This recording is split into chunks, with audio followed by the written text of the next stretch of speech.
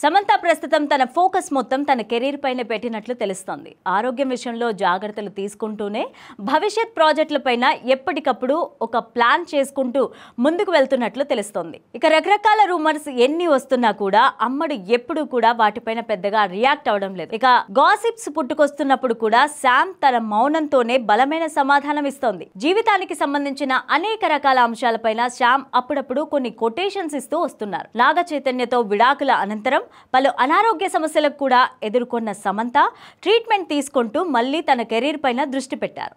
అలాగే సోషల్ మీడియాలో తరచుగా తన ఉనికిని చాటుతూనే వివిధ ఫోటోలను వీడియోలను పోస్ట్ చేస్తూ వస్తున్నారు సమంత. వీలైనంత వరకు అనవసరమైన గాసిప్స్ పైన పెద్దగా రియాక్ట్ కారు.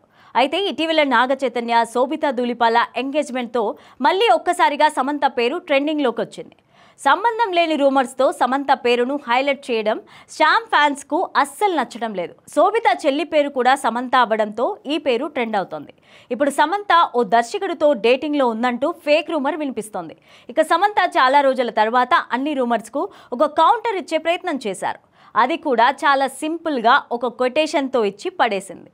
శాంతి మరియు నిశ్శబ్దం మ్యూజియం అనే కొటేషన్ ఉన్న టీషర్ట్ ధరించిన ఆమె అనవసర రూమర్స్ ఎన్ని వచ్చినా కూడా ప్రశాంతంగా ఉండడమే బెటర్ అన్నట్లుగా మంచి కౌంటర్ ఇచ్చి పడేసింది. సమంత చాలా పవర్ఫుల్ అని గతంలో చాలాసార్లు రుజువు చేసింది. ఇక ఈ సందేశం ఇస్తూ గాగల్స్తో మంచి గర్వంతో ఇచ్చిన స్టిల్ సూపర్బ్ అనేలా ఉంది. తనకు నచ్చని విషయంలో చాలా పదునైన సమాధానాలు ఇవ్వడానికి ఎప్పుడూ సిద్ధంగా ఉంటుంది శామ్. ఇక ఇప్పుడు రూమర్స్ గురించి ఆమె పెద్దగా సీరియస్గా అవ్వనట్టు మౌనంగా ఉంటూనే ఇలా సమాధానం ఇచ్చేసింది.